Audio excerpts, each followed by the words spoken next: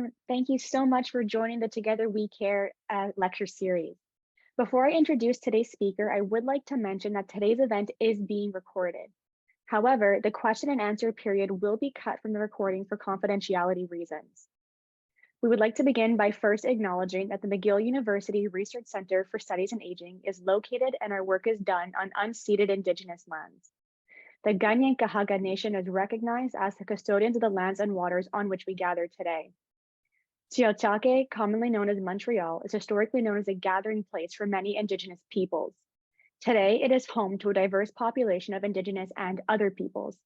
We respect the continued connections with the past, present, and future in our ongoing relationships with Indigenous and other peoples we serve within the Montreal community. I am honored to introduce today's guest, Dr. Danielle Alcock. Dr. Alcock is a member of the Mnjikaning First Nation, and she completed her PhD in sociocultural anthropology at Western University in 2019 on storytelling of Indigenous female caregivers for a loved one with memory loss. She is a caregiver for her father who has dementia. She therefore has a wealth of knowledge about support, resources, and trying to find balance. Dr. Alcock also has experience as an Indigenous Patient Navigator at the Southwest Ontario Aboriginal Health Access Centre, focused on supporting children, seniors, and youth navigating the hospitals in London, Ontario. Dr. Alcock is currently the Creating Safer Spaces for Indigenous Peoples Lead, promoting cultural safety in healthcare institutions. Before continuing, we did just want to remind you to please mute your microphone on Zoom. And if you have any questions, you're more than welcome to write them down in the chat box, or you can wait until the end of the event to ask them directly. And now I'd like to invite Dr. Alcock to begin her presentation. I honored him until the end, the impact of dementia in Indigenous communities. Thank you, Caitlin. And good afternoon, everybody. I'm in London, Ontario, so we're having a crazy thunderstorm. So I'm hoping power is okay. It's just kind of what's been going on with the spring here. So I'm just very honored to just spend a little bit of time with you. Today I'll be kind of sharing. It's mostly focused on my own story of being a caregiver, as well as sharing some of the findings from the research that I did within my PhD. So I can give you a quick elevator pitch for my research. It focuses on the oral stories of Indigenous female caregivers for a loved one diagnosed with Alzheimer's disease and other dementias. Throughout, I often say memory loss, and that's a term that was often used by the caregivers that I spoke to, and it's a term that I often use. And it's just a way to have that kind of family-centered care and to distinguish the person from the illness, and that they're living with an illness and that it doesn't define them. So that's a term I'll kind of use throughout today. And within my research of chatting with female Indigenous caregivers, it was to examine systemic barriers, navigating the healthcare system, and trying to access culturally safe care. So culturally safe care is the shift of in healthcare of the ongoing impacts of colonialism that create and perpetuate disparities in health. Cultural safety is more than competency in terms of knowledge about Indigenous communities, but includes those practices of interactions where people feel like partners in their healthcare journey for making decisions. Part of my research as well was talking to some amazing non-Indigenous healthcare providers who care for families and individuals who are affected by memory loss. And so it's helpful to hear from them because they provided the insight to how they provide culturally safe care and what institutional supports are needed as frontline staff to be able to achieve this. Oh, of course, I clicked too fast. There we go. So I just want to be able to introduce myself. So Danielle Alcock, Gawin Mashi Mnjikaning Seed Nindodem, Chippewas of Rama Nindunjaba, Deshkonzibi Ninda. So for myself, my English name is Danielle, and then my spirit name is Shining Water. And the elder who gave me that name let me know that Shining Water represents that my responsibility and my roles will be supporting those who enter this world from the spirit world through water or returning to the spirit world through water. And so for myself, I consider that I've been very fortunate that I've been able to actually support a lot of babies coming into this world as a patient navigator and working in Indigenous health, and as well as supporting those elders and elderly people who are returning to the spirit world, supporting palliative care. And so for me, my community is the Chippewas of Rama First Nation. So we're located 90 minutes north of Toronto. And I've been living in London for a decade now. So London's become home for me, and I'm very honored to be in this territory.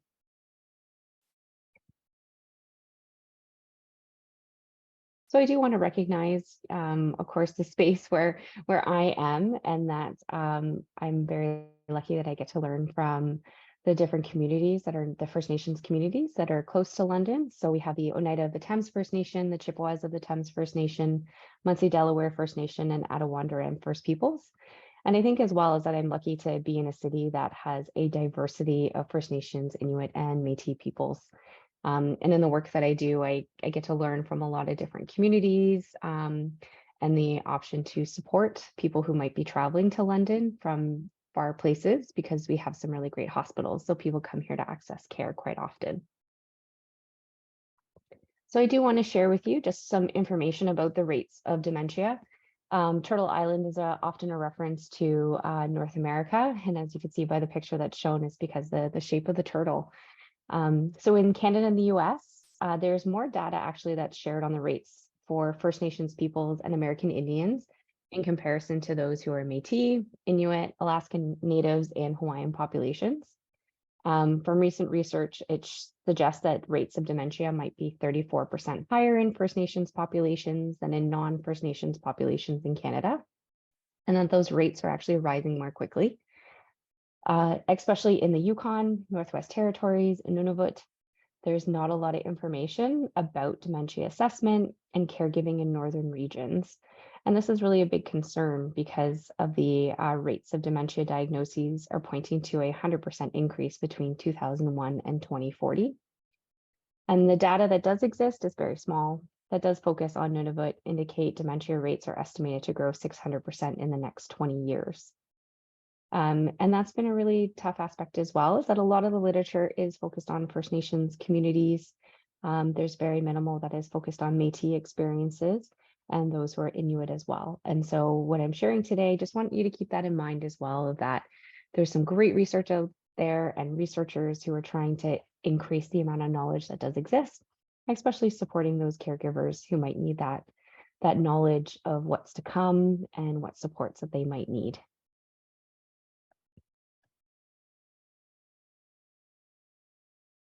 Flipping between two screens, so you'll see me looking back and forth today. So I want to share, why did I choose to pursue this research of focusing on memory loss and Indigenous female caregivers?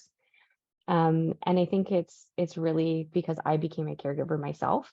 I was actually here in London. I was pursuing my master's, and I'd actually accompanied my now husband on a work trip to Scotland. And I actually got a call. And I'm sure many of you can relate. You can kind of think back, you can even do it now. Think back within your life of some of those defining moments of, you get a call, something happens, it just kind of changes the trajectory of your life path. And so for me, of being on that work trip in Scotland, I actually got a call from my mom. My dad was actually hospitalized a few weeks before because he had a really bad fall, and they're trying to figure out what the cause was. And so after lots of diagnostic testing and trying to figure out what was kind of going on because he wasn't able to walk, they actually diagnosed him with alcohol-related dementia. And he was quite young. He was in his mid-50s. None of us, knew anything about alcohol-related dementia. And so from the literature that does exist, alcohol-related dementia there's actually higher rates of it that are recorded in long-term care homes than within literature that focuses on different types of dementia. And the explanation for this is that alcohol-related dementia can affect individuals before the age of 60. So they're often excluded from the literature that's looking at those dementia rates. But then they are being placed in long-term care homes, since data focused on alcohol-related dementia states that it accounts for 10 to 24% of the resident population. And so within my own research, there were some caregivers who also were caring for someone with alcohol-related dementia. And so it actually is more common once you're in long-term care homes, because people often don't get that support that they might need for that early intervention of that connection of substance use and dementia that could happen. So that's just something to kind of be aware of as well. And so once I came back from my trip, I became a really strong advocate and caregiver along with my dad as well as family. And this for me was new because my dad and I were never close. My parents actually separated when I was very young, and he actually resided in the East Coast for about 20 years. Oh, sorry, West Coast. He was in the West Coast for about 20 years. So we'd see each other maybe once a year. We'd have phone calls. And so this was just a very strange new dynamic for us, is that I was, driving from London to our home community to be able to be there for medical appointments, to be there for coordinating with the then called CCAC, which is a Community Care and Access Center that supports PSW support, nursing, coordination, connection to social work services. And so that was actually really difficult for us too, because my dad was actually discharged home. They said, we can discharge you home. We're going to make sure that you have up to 40 hours a week of the care that you'll need, which would be PSW, nursing, and access to OT, PT. But unfortunately, what happened when he was actually discharged from the local hospital is that they assumed that our healthcare center would be able to provide all the wraparound care that he would need, but they didn't call. So once he was actually discharged, or within our own community, we do have a health center and services, which is fantastic, but they were unable to provide that level of care that he actually needed. So they were only able to provide a few hours a week because they just didn't have the manpower. They also didn't have the training and the knowledge for alcohol-related dementia, because it wasn't just memory loss. He also had neuropathy, so he had difficulty walking and needed a lot of support with assisted devices. And it was also supporting him with substance use, because how do we implement harm reduction approaches to support him as well? So that's something I always ask for healthcare providers. If you are discharging Indigenous clients and they are returning to their community, actually call and see what services are in place. Because if someone is discharged home, they might not have the services they might need, and they might actually need some support from external agencies to be able to fill the gaps, or even finding out what is available. If nothing is available, which sometimes is the cause, at least families know what to expect, and they know that that's coming, and they have that transparency. So that's really helpful too. So I wish for us we knew, because we had so much hope of him going home and thinking, okay, he's going to have lots of great care, and then actually finding out that that wasn't actually an option. So I do want to share actually from two caregivers, wonderful Anishinaabe caregivers that I spoke to, and I just gave them pseudonyms of Kathleen and Michelle. So they are actually from a community in Northern Ontario, and I was very honored to speak with the both of them, because it was a grandmother and a granddaughter. And so I was able to chat with them about their journey of caring for their husband and their grandfather, who is diagnosed with Alzheimer's disease. And speaking to these two amazing women, they really expressed the importance of love being foundational to their caregiving, and that really kept them going. Kathleen was with her husband since they were teenagers, so they spent their lives together. But what was really fantastic and unique about their journey is that within their community, they actually had a lot of support and services, and that really contributed to their well-being as caregivers, as well as their husband and their grandfather. So things that they had access to within their health center, they had transportation support to be able to take them to events within the community. They had PSW and nursing that were able to come or even take him to a health center. And they even had the option for respite care, which was really appreciated, because then, they were able to just have that break that they need to recharge, kind of run some errands, and they knew that he was being cared for and was safe. But this was something that's not often normative within a lot of Indigenous communities to be able to access. So that's something to keep in mind as well. Another barrier that's often faced is non-insured health benefits. And I could just ask you, just by a raise of hands, actually, or you could use the reaction button if you're familiar with non-insured health benefits that's provided by the federal government. Awesome. Thanks, Alexa.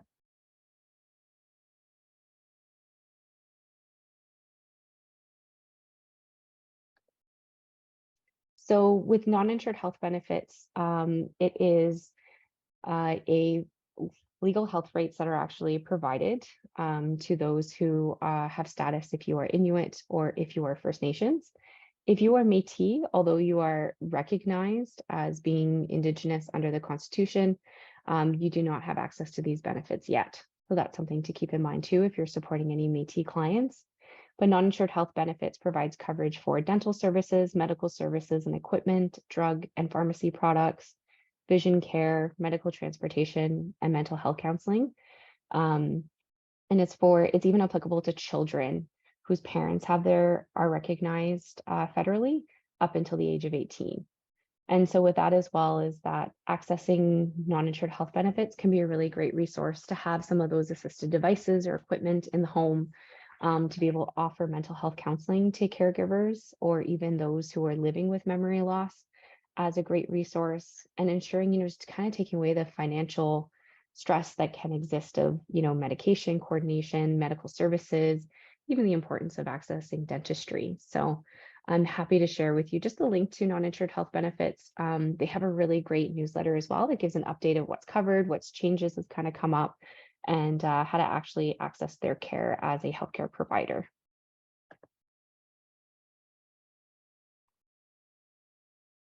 Got to get my mouse over to the right screen. There we go.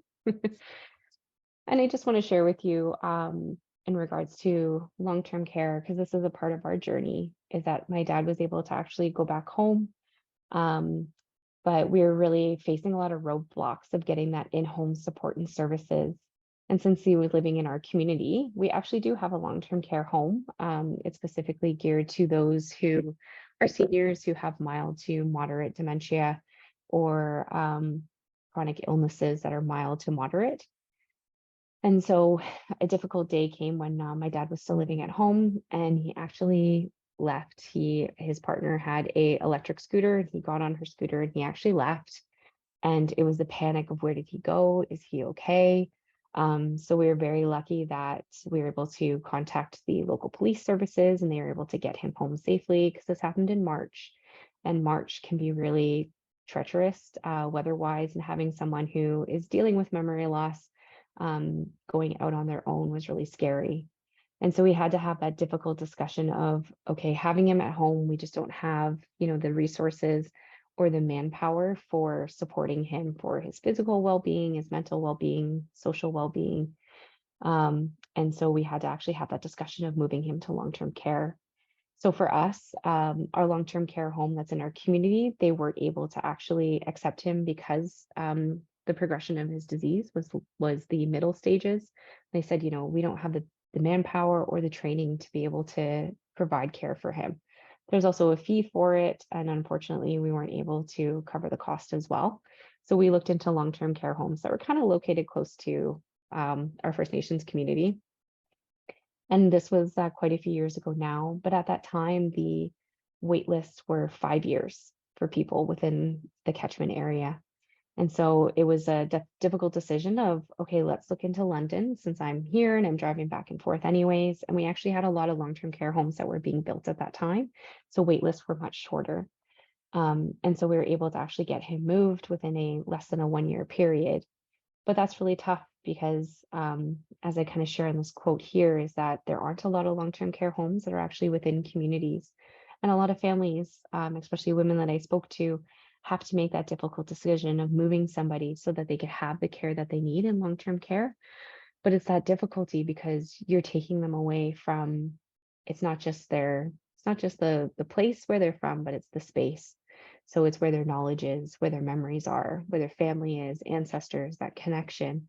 And so that's a really difficult piece too, that people have to make that decision of trying to keep someone at home without additional support, of just the stress that can come with caregiving, or relocating them to a long-term care home that might be far away, and then you have to travel back and forth and it's really difficult for them. So I think if you're supporting any caregivers, the importance of just checking in on them as well if they're the ones coming into appointments.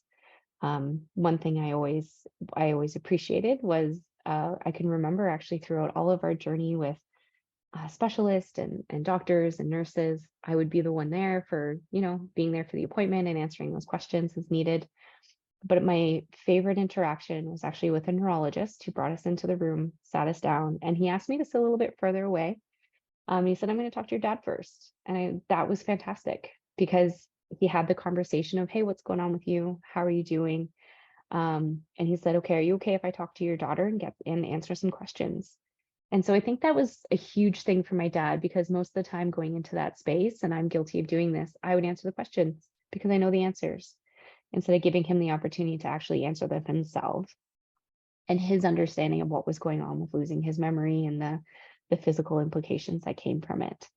And so that's something I like to share, because that was such a momentous moment of ensuring that you still have a conversation with someone, even if they are having memory loss, because it's important to them to share how they're doing, what's going on, and then asking if it's okay to ask those questions of their loved one or caregiver that's there.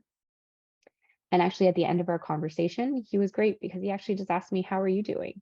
And reflecting back, I'd realized he was the only person who actually asked that question. And so that was huge, to be able to actually say, you know what, I'm actually not doing so great. And he gave me some great resources and actually connected me to the Alzheimer's Society locally. So just those simple things that you can do that actually have a big impact. So I hope that's something you might already do in your practice. And I appreciate those who do, or just something to think about, of just asking a caregiver, how are they doing? And actually having that conversation with someone of their understanding of memory loss and what's kind of going on with them.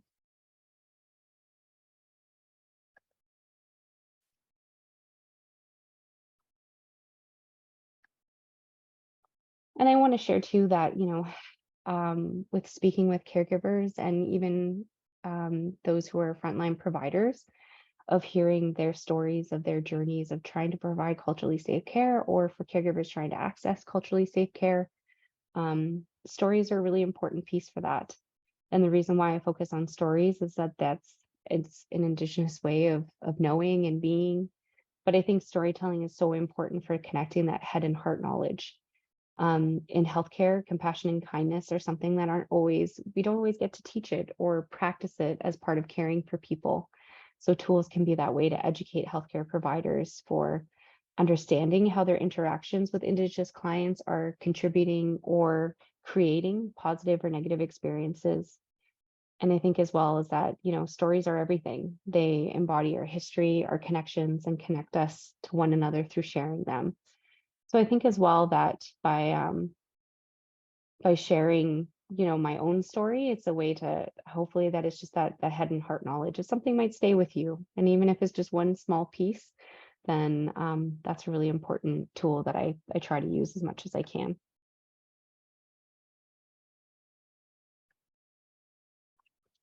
And I do want to share from my own research, and within research that's been done within supporting Indigenous caregivers, is that it's very gendered. It's predominantly self-identified women who are the primary caregiver for somebody. All the women that I spoke to were Anishinaabe and Métis. And so they all shared stories about caring for it was actually male loved ones, because dementia in Indigenous communities affects men more than women, which is often the opposite within non-Indigenous communities in Canada. And so with a lot of these women as well, they did the most amazing care they possibly could with little to no supports. They were just, traveling as far as they could to be able to be with loved ones who had to be relocated to long-term care. They were advocates. They were coordinators. Many of them had to quit their jobs full time so that they could take on the role and responsibility of being a caregiver. And so I think that's important to remember as well, is that if there are limited services, that those who are stepping up within family roles are predominantly women who are doing this work. And I think that's just important to keep in mind, to have that, it's important for care providers such as yourselves to have the knowledge, the education, and the resources to support caregivers, because looking for resources can be really time consuming and can be really tiring. And so we appreciate it if coming in, if you could say, hey, I actually know of here's some information that's really fantastic, and I'll share some resources at the end. Or if you can connect them with local organizations, like even friendship centers for connecting to access to mental health, or the Alzheimer's Society, which is a great resource as well. So just so that people don't have to do the work of looking for things while they're caregiving too.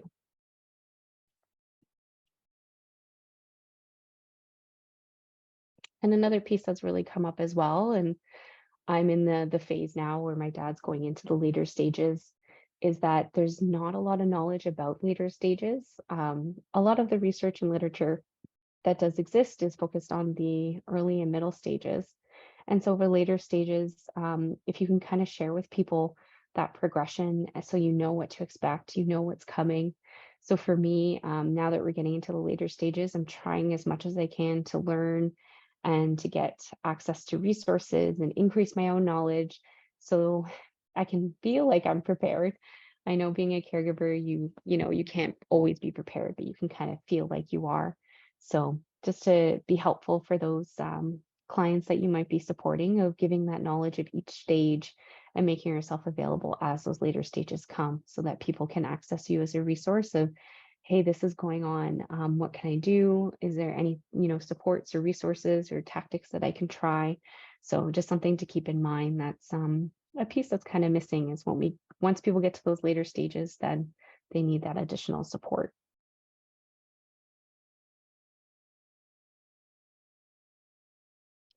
And I do want to share as well that within all of the caregivers I spoke to and the frontline workers who support families living with memory loss, is that everyone shared of how rewarding it is. It's a really difficult journey that you're on, as I'm sure many of you are aware, and are aware if you're supporting those who are living with memory loss. So everyone shared that it's actually a very rewarding experience. And I think as well as is foundational, the idea that many women shared that this is someone who cared for me, and I want to be able to care for them as they're going through this life cycle of where they're returning back to the spirit world. And so that was something that often came up. And all of these women as well, is that the foundation to why they decide to continue to be a caregiver is because of just the love keeps them going. That's something that really keeps them going. And so that's a factor as well of, you know, giving people the opportunity in the space to kind of share those positive memories, those great attributes. So even asking questions about the person that they're caring for, of like, you know, what's your favorite thing about them? What are some of their favorite things? It may be small, but it's great. You get to see people light up when they talk about someone that they love. So just a small piece as well of healthcare providers, it's important to kind of ask those questions to get to know them beyond just their illness. And it's a chance for caregivers to share just how much they really care about their person. And so you get to kind of build that relationship with people as well, which is really key. So I do want to share with you, this is actually some of my dad's artwork. So something that's kind of developed with him, with his diagnosis of alcohol-related dementia, is he loves art. So he is constantly creating art, yeah, for hours on end. And it's something we never knew he had an interest in, or something that he even did when he was younger. So it's something that's a unique piece too, is that now he is an artist and he's always creating new things. The long-term care home where he actually resides has actually put up space where they can showcase his work. So he has all throughout the hallways, there's spaces where they actually have created boards, and it says, you know, the work, my dad's name is Devin. So they say, this is the artist, Devin, and so puts up his work. Sometimes people take it back to their rooms, and he's really honored and loves that, knowing that somebody liked his work so much that they wanted to take it with them. So I think that's been, you know, a positive aspect too of getting to know him and getting to learn different pieces about him on this journey, because we didn't know each other before. So now I've been looking after him for coming up to 10 years. And so it's been 10 years of getting to know him on a different level and spend lots of time together. So I didn't know he was an artist. And these are actually pieces that he actually made, all of the centerpieces for my wedding about a year and a half ago. And so lots of people got to take them home. And when I go visit friends and family, I'm able to see his work in their home. And that makes him really happy, because I like to bring home pictures. And he always says, you know, I got to make sure I sign them, so when I become famous that they can make some money off of this. So he's still got a great sense of humor too, which is really fantastic. So I do have some resources, which I can actually pass along so that these can be sent to you.